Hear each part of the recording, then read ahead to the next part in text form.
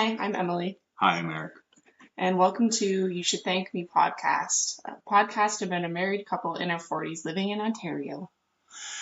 We have two dogs, a lot of stories to tell.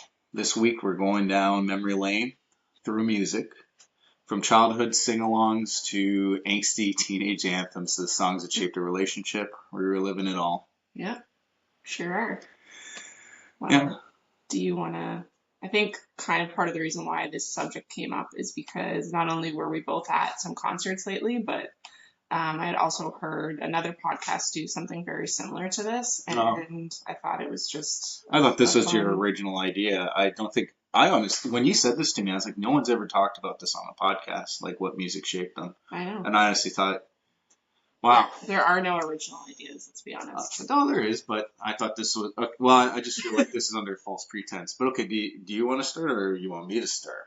Um, you can start. Okay, so I I'm lucky because I had two siblings, and I was thinking even more, but I had cousins that I was close to that were all ranged, like not like 10 years apart or anything, but like enough time apart that they all had a different music taste. My brother was really into metal his whole life. My sister was into like the punk women scene.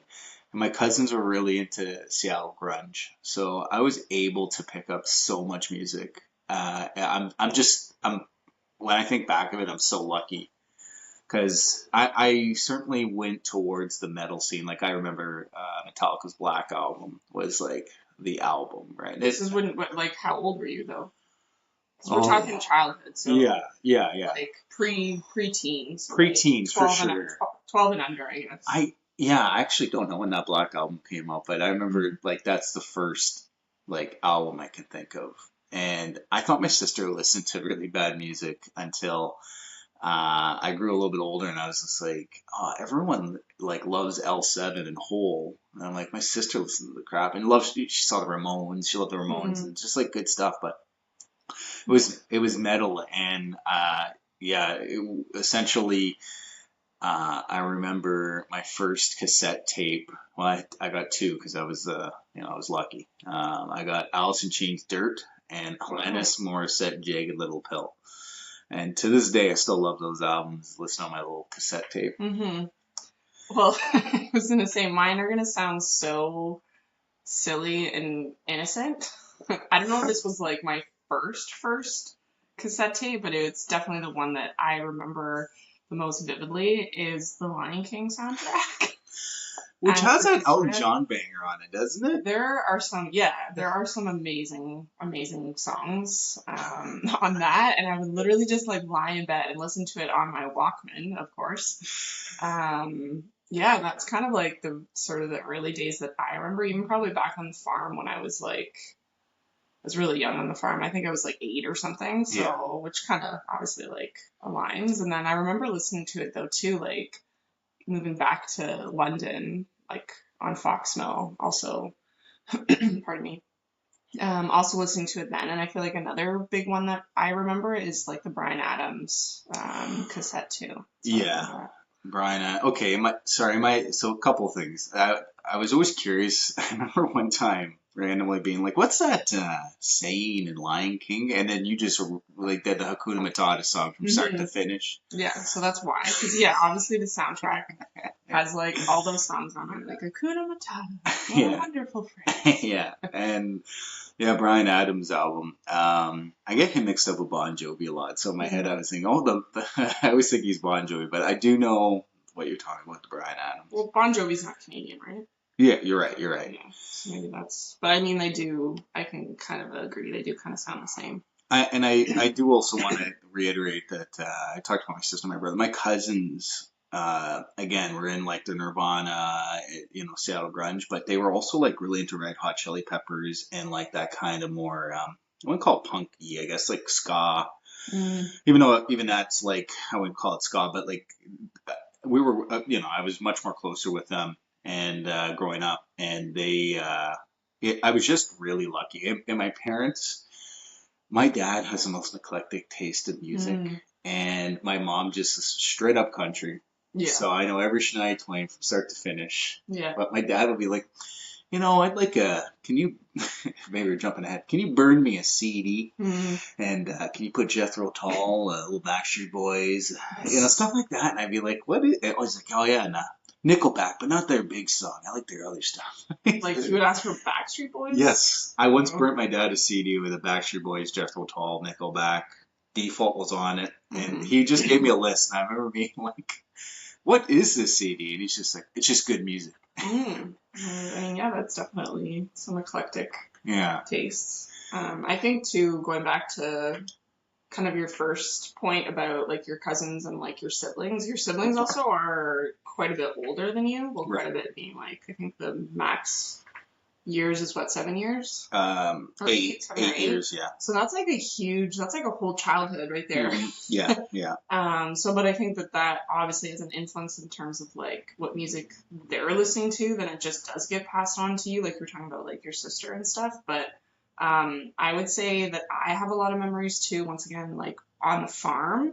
And I apologize, like, Katie, if this is not accurate, but I do remember like Spice Girls like being played in her room, like in the basement. But more vividly, I remember Jamie playing like all those like Oasis, Pearl Jam, like Beck, like all of those bands. I vividly like remember like her playing too, like those songs or whatever, like in her room, which was also downstairs.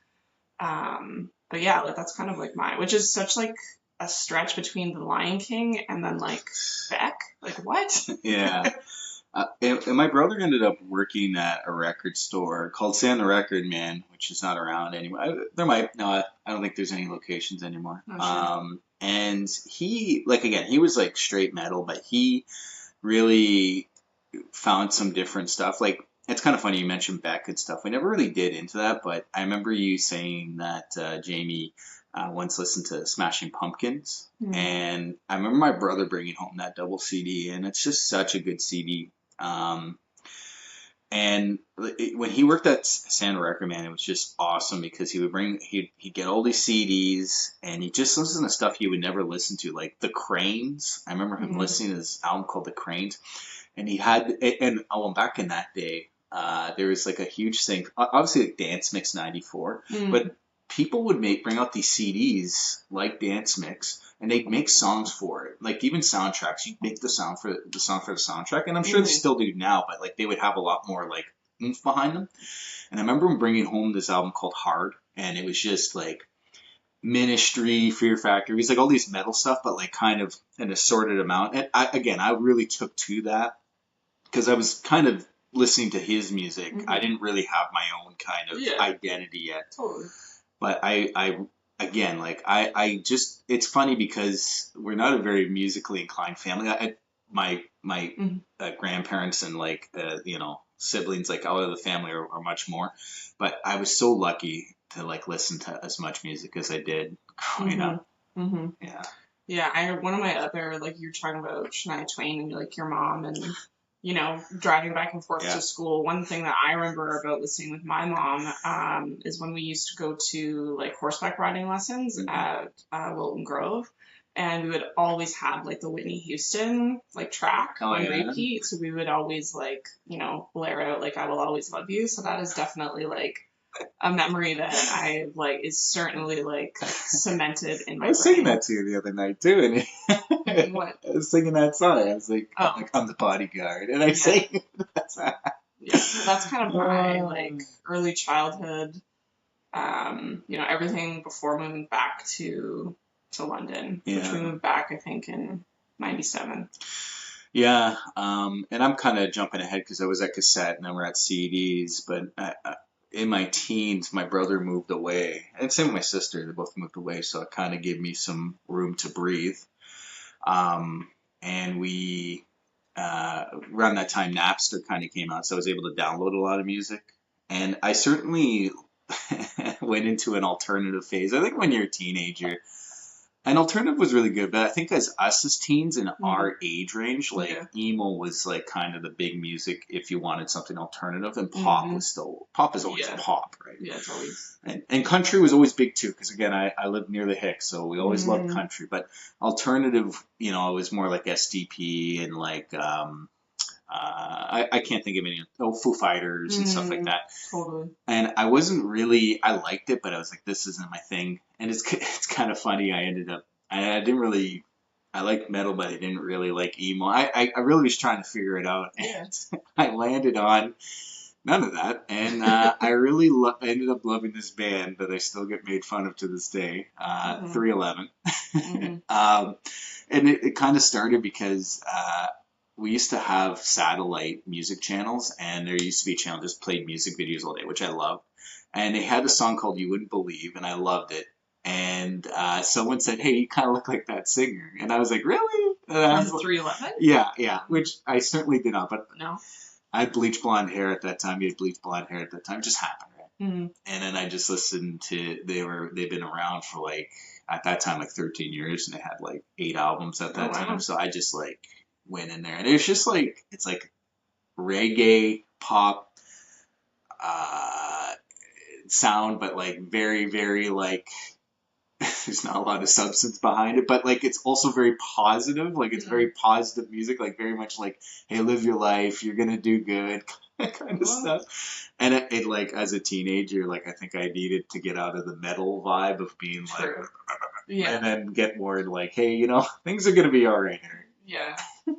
I mean, I feel like I was kind of like, and once again, I don't know what these kind of bands are called, but I was kind of like the in between. Like I Yeah. really liked.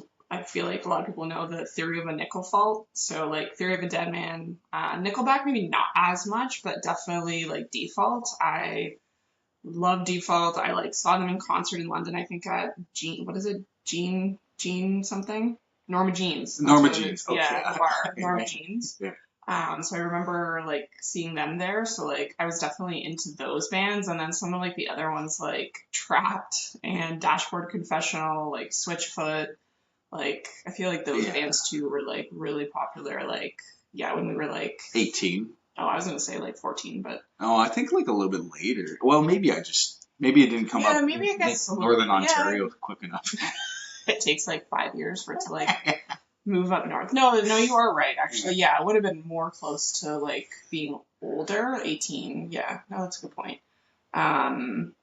But yeah, I was never, I was never like your dad. I was never obsessed with the Backstreet Boys. Oh, so I was never a girly like you know NSYNC, Backstreet Boys, like Britney. Like I was never like. I mean, they were popular music, so Yeah, yes, yeah, I yeah. knew the songs, but I was never like obsessed with those types of like boy bands when they were. Now that was when we were 13, I would say. Yeah, 13, 14. for sure, even 15. younger, like just before high school. Yeah. I remember hearing Britney Spears for the first time on a basketball trip, and but I never really gave out onto those bands because we would listen to them all the time on the Mhm. bus. And especially you said Spice Girls. I actually really like Spice Girls. I never had to do them in air band. Like I wasn't one of the Spice Girls, like not to confuse people, but I was like the drummer person, and I had a good time because you're just hanging out, just enjoying a song. But um, yeah, out of those bands you mentioned, again, like my friends were really into a lot of like the emo, screamo stuff, Mhm. and it never really went on to me, but we did love. We kind of made fun of Theory of a Dead Man, but we also For sure. simultaneously loved them because of just. I think I've told you a few stories where like they're too dumb to get into, but it may be some other time. But the Theory of a Dead Man, to myself and one of my friends, Matt, was just like we loved listening to that song and just changing the lyrics. Mm. That wake up song. Yeah. But I guess coming back to the boy bands and stuff, I have to also mention that, like, again, I was on the bus like most of my life for hours at a time, and we would listen to so much pop music, and it was always Backstreet Boys or NSYNC because just the radio station, and listen to one. Gotcha. And either if you hated it, you're just gonna have a bad time. But if you at least like enjoyed it and like maybe honestly, people on the bus would sing it. Yeah. We just have a good time, you know. Sing along. Yeah, yeah. So it was not even a big deal. Yeah. And so what was like the first concert that Oh. that you went to or that you remember at least? Okay, so it's not gonna be like anything. So it would have been up north. Yeah. Was Hatebreed. That was the first concert. That was the first concert I went to. Yeah, Never heard of that band. it's all right. They were playing the same weekend as Alexis on Fire, who was not big at Mm. that time, and I chose Hatebreed. Oh. I remember. So I had friends that had a lot of local shows, but I was a real band show, and I can't remember the openers, but they used to have this big mosh pit. This first time first and I think only time. I'm pretty sure the only time that someone like really clobbered me in a mosh pit, and I remember getting pretty dazed up. But that was my first like concert, but I would say like the first like real proper Recognized, concert was recognizable. I think it was, I want to say Soulfly, which doesn't sound like another big band, but No. it's the guy again. This was in Toronto at the Cool House, so this was like a real one, and it was full. And he's like a singer from another band, and that was like a real one, if that makes any sense. And again, these are both like bands that I don't expect anyone to know. Yeah. I mean, I feel like some of your friends will, or anyone who's listening, I feel like there's a couple people Yeah, that I think will know. yeah, I yeah, think yeah. I know who you are. But they're but these are like metal stuff, and I would say like if I had to get to a band that with name value, Mudvayne, remember them? They were kind of hot during Slipknot. You remember Slipknot? I remember Slipknot. Yeah, well, Mudvayne was like the sister band, because they also wore like makeup and masks and stuff. Okay, yeah, no, I definitely not my Not not your- my vibe. I know. I was going to a different universe saying these Yeah. names. I apologize, but what about you? I'm pretty sure this was my first concert, if not like maybe like my second or third, but the one that I do remember is I went and saw Bryan Adams Oh. in London because I was still living in London at the time. Yeah. Yeah, so that was pretty awesome. It was I mean I have, for people that are listening, I have like the memory of a goldfish. So the fact that I even remember back to when I was like, 8, 13, 18 is like, an amazing feat. But I do remember Bryan Adams, and that will kind of like also lead me into, like university or college. I went to college in Windsor, and I remember their like opening week, they had a bunch of bands like at the school, and the band, which I still don't think you know the band. You've just heard me say the band, Faber Drive. Yeah. So I was like obsessed with this band, and they just so happened to be playing during like opening, like I don't know if it was Frosh Week or whatever, but Faber Drive. Faber Drive. What does that mean? So Faber is actually the guy's last name, Oh. and Drive I'm not really sure. Do you think he has like a part in a stick shift in his car? He's like, I'm putting it in Faber Drive. Maybe. Oh, okay. But the funny thing too is that doing this whole like episode, once again, I had to think about these things like ahead of time because I had to dive deep I was gonna say for these memories. But during that time, I was also like on Spotify listening to some of these songs that like came up, and Faber Drive was one. And when I was listening to Faber Drive, I think I like Googled him or something. And funny enough, he's actually releasing a new album this year in 2025, and guess what kind of music it is? country. Yeah, he's also gone country like default. Jeez. So yeah, I'm honestly kind of looking forward to that. So it's just like it was so random that all this came up, and that he's actually like he literally I think like 4 days ago released like one of his singles from this album that's coming up. But yeah, he's actually back on the scene. It's been a while. Hey, Like 20 years. Relive I mean, your he was probably 20s. around, but yeah, so that's kind of my like earlier like concerts and odd obsessions for sure. I in college, so I mentioned a few of those bands that I'd seen. So I would have seen most of them just when I went to college. Yeah. My friends there, and like I don't know if any of them are listening to, and I hope they don't take offense to that. They didn't really have the same I wouldn't say their music taste. I don't think was as elaborate as mine. And not But not varied. well, I mean, really, they listened to like a bunch of junk, in my opinion. But I remember being like, we had one buddy called Angry Matt who was really he had the music taste, like, and he loved Blink 182, like that was like his like little, everyone has that band that they might not want to admit, but I'm not throwing any shade at Blink 182, but he and I really grew close and could go to different bands, and he was always open to watch stuff that I would listen to and stuff he would listen to.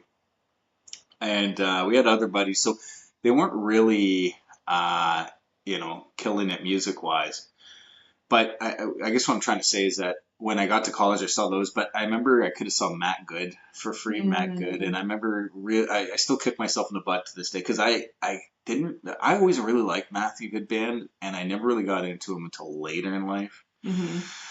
And I just missed out on a lot of good shows. System of a Down, I could have saw. I missed out on them. I just really was. I was kind of broke then too. I couldn't really go see everybody, but I remember again, my brother would drive me, and then I ended up finally seeing 311 like that when I went to college, and I brought a couple of buddies.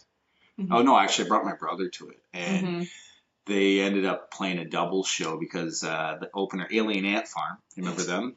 No. Smooth Criminal. Why do you ask me these questions? Sorry. Like, the answer is gonna always be no, unless they had that one big hit. A popular band. They had that one big hit. Anyways, they didn't show up, so three of them played a double show. It was like an amazing. Is that the Phoenix? Do you remember the Phoenix? In Toronto? Yeah, it was like I was just a couple of concerts there. I don't think it exists anymore.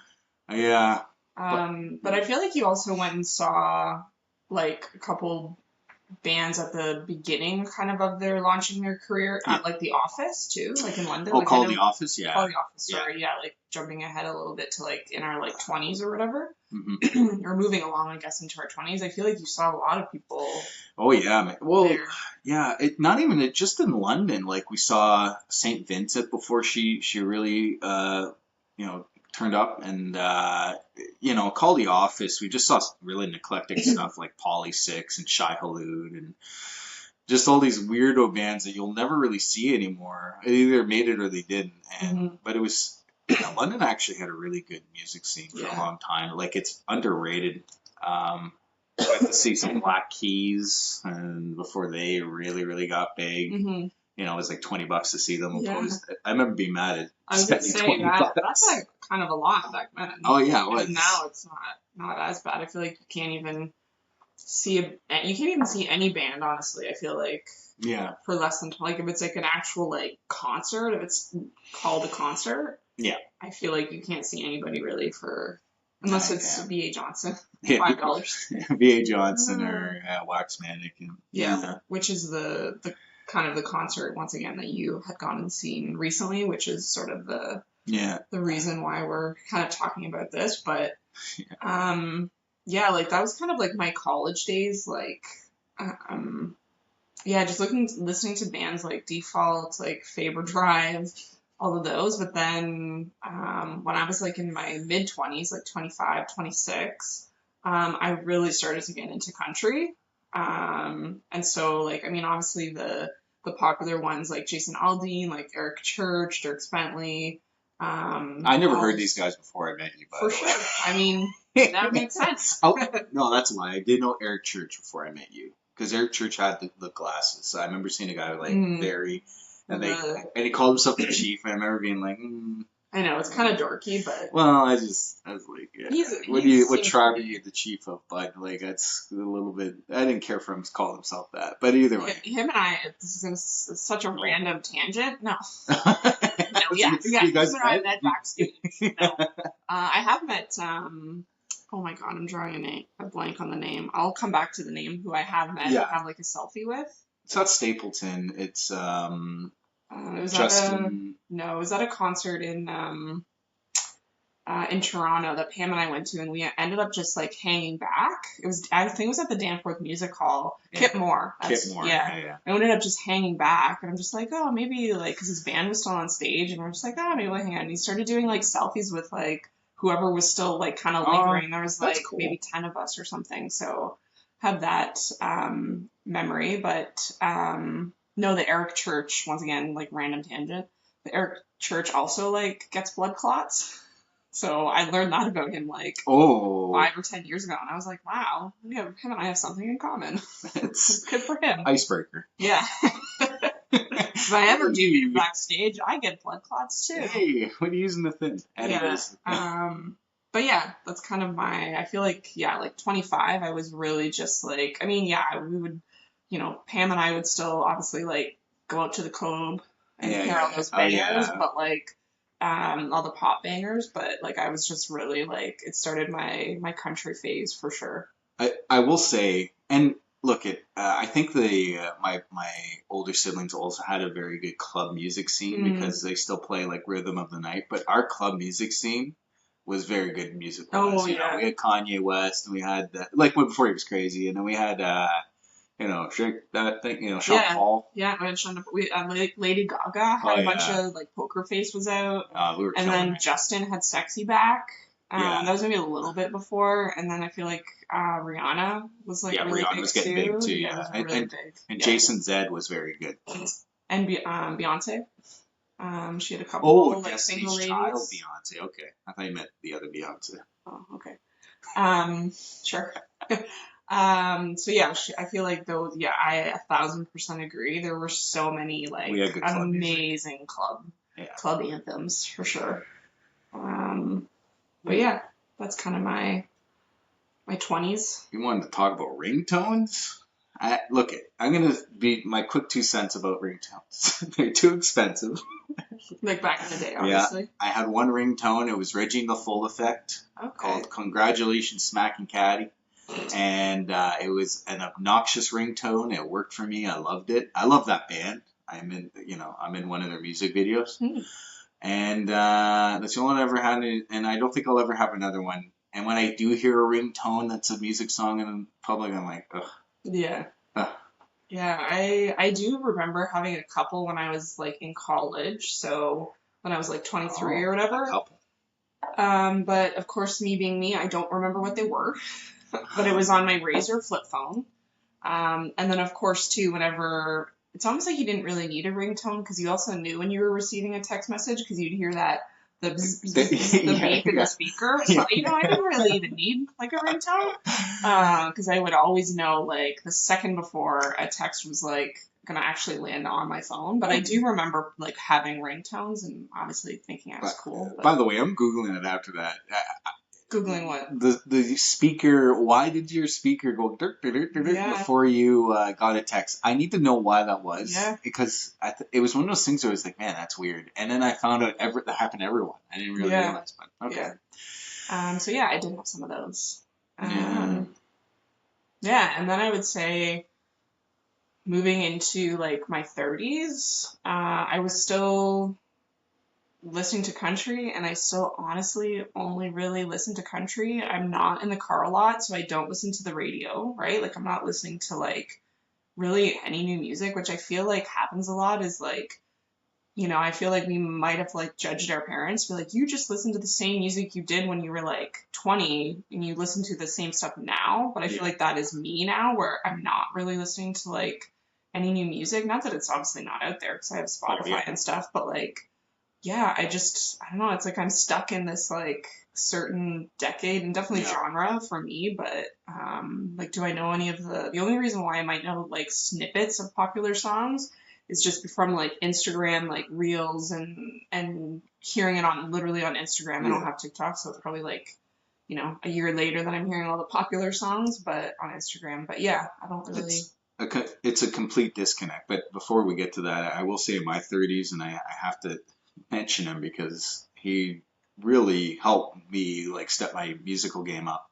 I had a roommate named Scott. I met him through Camille. Camille also a very good friend of mine, great music taste, got me into a lot of got me really into Queens of Stone Age, and I really can't deny that like that was also a really nice pathway of music for me. But Scott in my 30s, I lived with this guy. one of the best guys I've ever met. But his music taste was just bar none. Mm-hmm. He got me really into like he's like tone down on the heavy stuff. Get into something fun that makes you move. Mm-hmm. I remember the first album I ever listened to with him was Beastie Boys. Oh my God, it's not Ill Communication. It's the something barbershop. Or I'm butchering it. But he got me into LCD Sound System. I can't think of. National. He did get me into the National. Thank you. Mm. Yes. Whom it's funny. I just listened to one of his new songs, and I adore it. Well, I was thinking too, sorry to kind of cut you off, but when you were talking earlier about like concerts that you remember, I thought of another question too in my head is like, what is your favorite concert? And to me, it went to the National, like Yeah. for you, like I feel like It's that was probably one of your so top. hard because the National for sure in the last 10 years is the best one I've been to, but Yeah. I can't deny 311 playing a double show.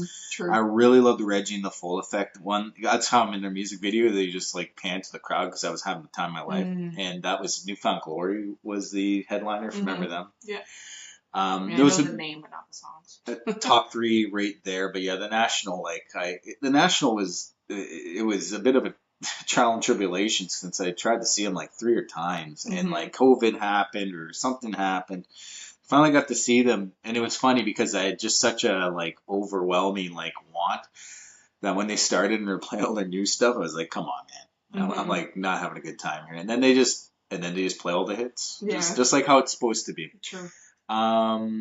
But back to Scott, I'm just he really got me into music, and sometimes still he'll drop a breadcrumb of being like I listen to this and I think you'd like it, and it's just such a sweet, endearing thing. But back to just the disconnect on music, it's funny because when we were I think everything you said is 100%. We don't really get out of the bubble, but music every Friday something new is dropping in Spotify, and there's so much new music that I think it's just like almost being overwhelmed with water kind of thing, right? There's too many options.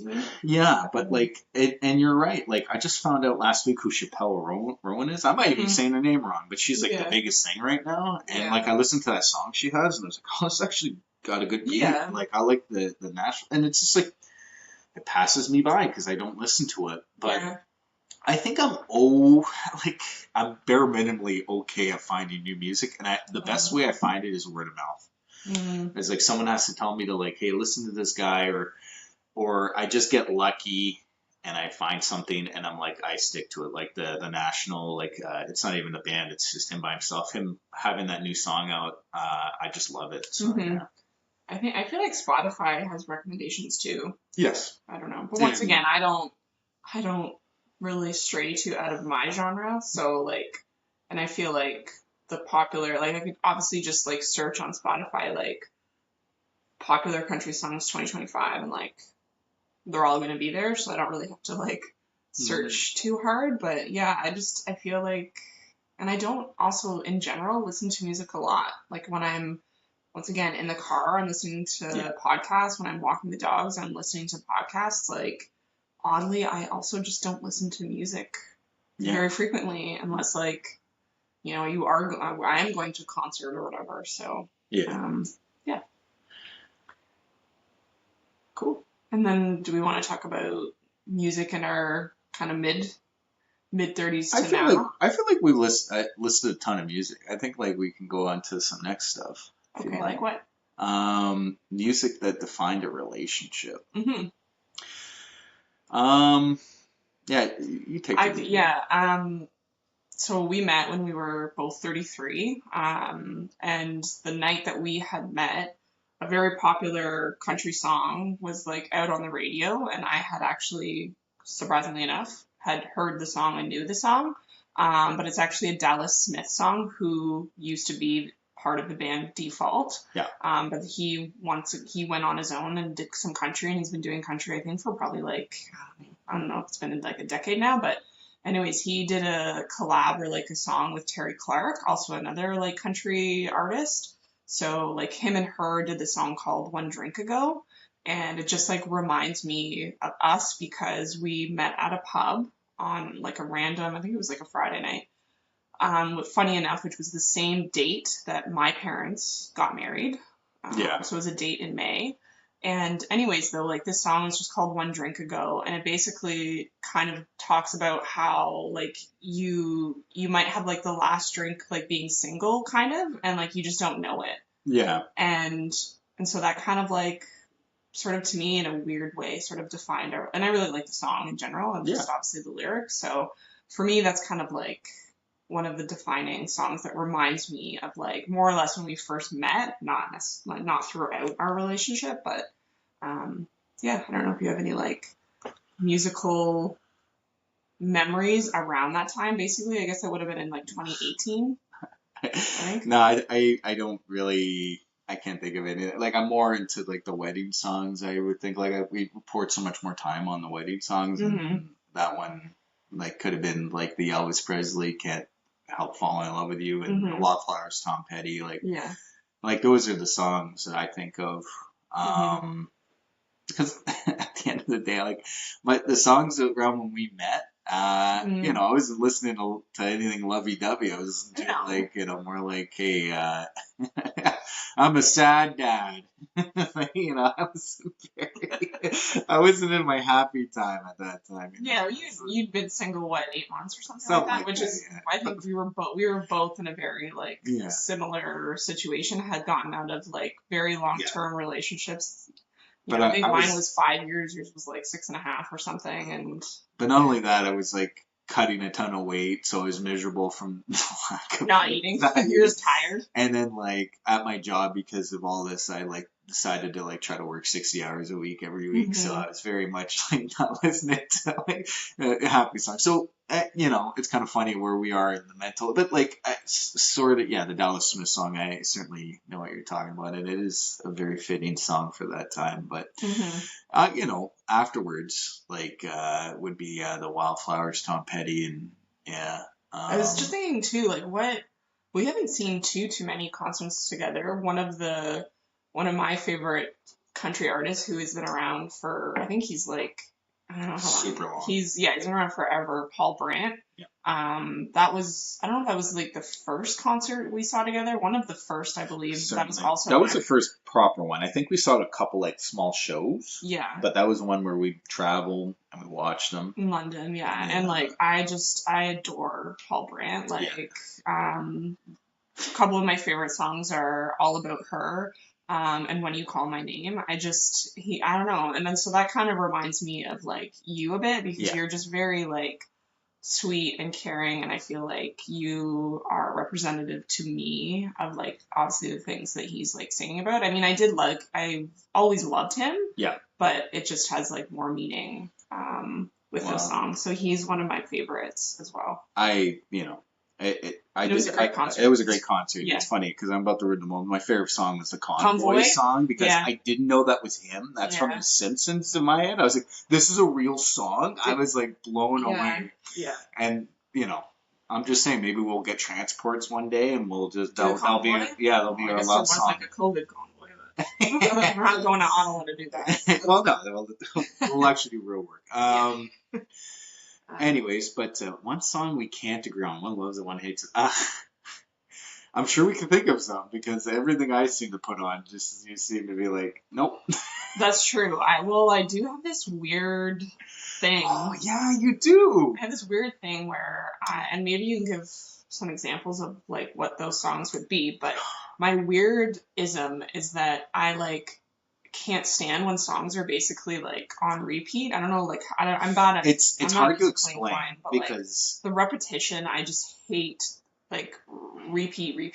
I can't think of an example like right now, but like it's interesting because all of pop music is like a repeat. Like everything repeats eventually, right? Yeah. And that's what you're talking about, but it essentially drives you nuts when it's like maybe like a little bell, like ding ding ding ding ding, and if that keeps going on, I think it's like an instrument repeating itself and an annoying instrument. Well, because the funny thing is that to me also country is like the definition of like a templated song, but like obviously, I mean, some country songs like annoy me.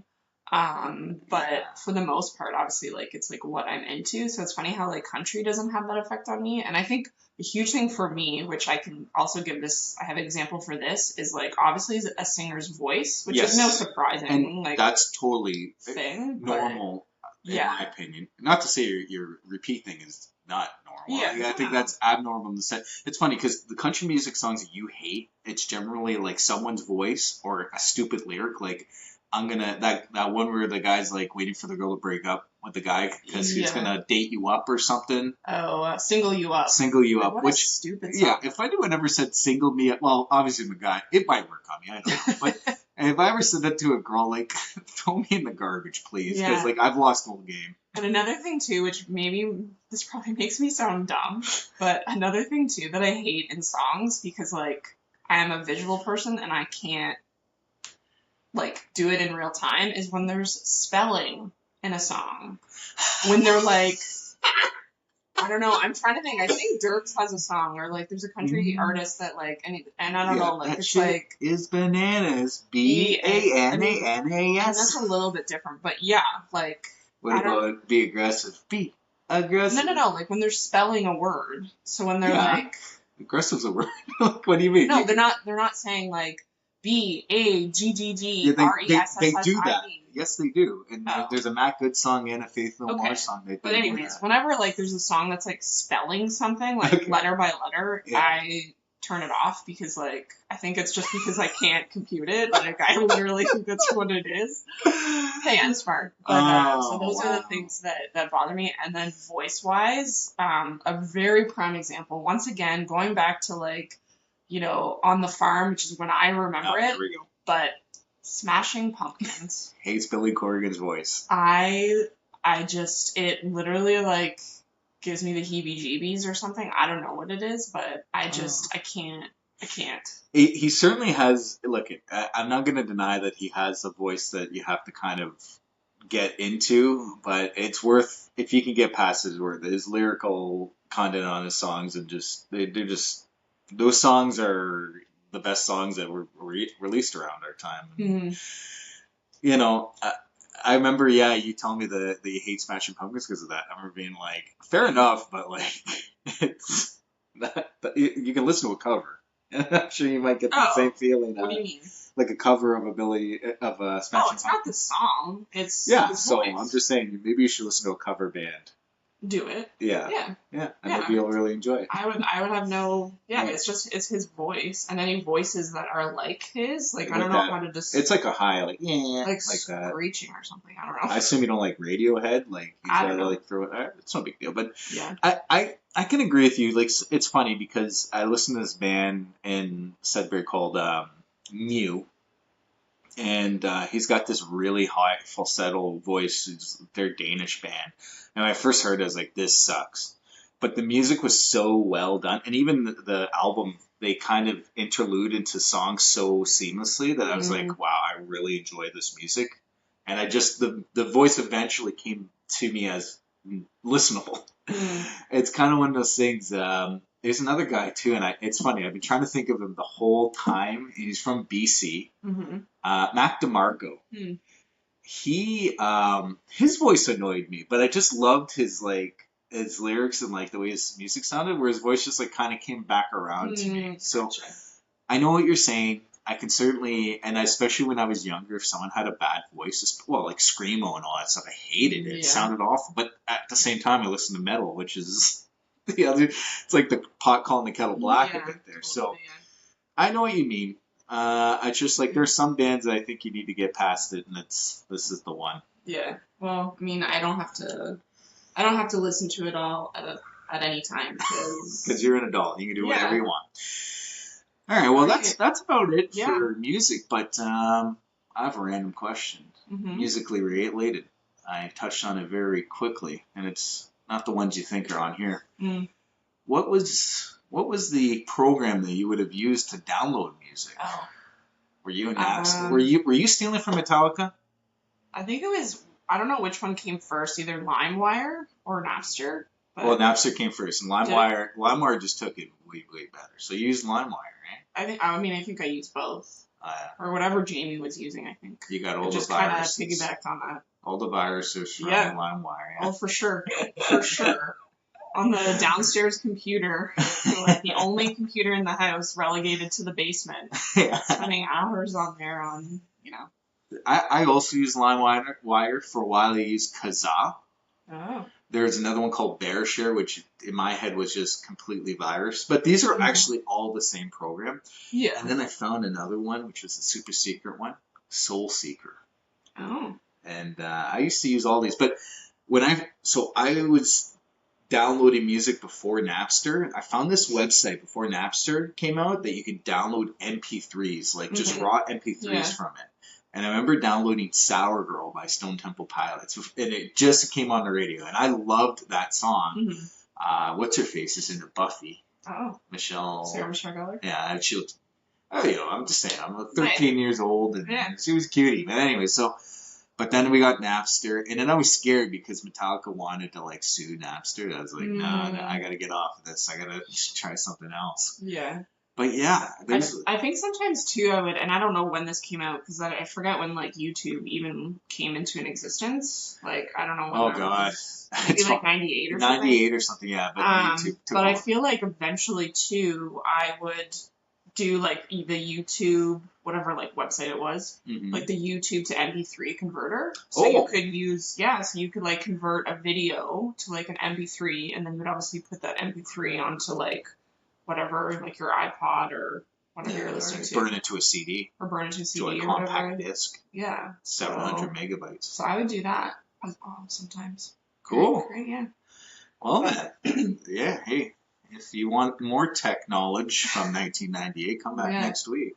Well, we should wrap up, but just wondering if you're thankful for anything this week. You go first. You should thank me. You go first. Are you thankful for anything this week? I would say it was nice yesterday because you went out and got some groceries for me that I was kind of having like a hankering for, and I was out with a friend during the day, so you kind of took that, I don't know if the word's initiative, but you kind of did that for me, so it was nice to come home to some delicious fruit and some of my salads so that I didn't have to do it, and then I could just come home and get out my walking pad and be on my merry way instead of go to the grocery store. But yeah Oh man, I haven't really done anything. I know you've been the other thing I think you did was invite me for a walk.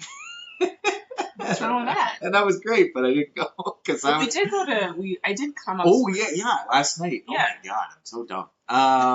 Yeah, thank you for getting the ideas for last night. We went and saw a basketball game. If it wasn't for you, I wouldn't have known about this basketball game. And also, thankful that we left early because it was freezing rain. By the time we got home, I almost slipped on my butt in the back. I didn't tell you. But freezing, and it wasn't for your foresight. I might be dead. Yeah. Maybe. Well, you're welcome. Yeah, you saved my life. All right, well, I think that wraps up this week, and hopefully you'll tune in next week too. Yeah, well, have a good week, and we'll see you next week. Same bat time, same bat channel, eh? Yeah. All right, bye. Bye.